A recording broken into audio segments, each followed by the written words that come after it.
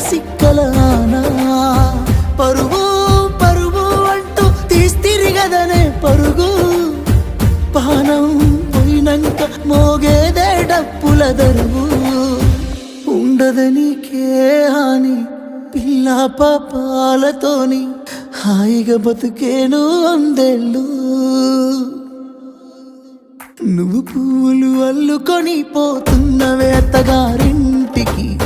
నే పువ్వులు జల్లుకొని పోతున్ననే కాలే కాటికి నువ్వు పువ్వులు అల్లుకొని పోతు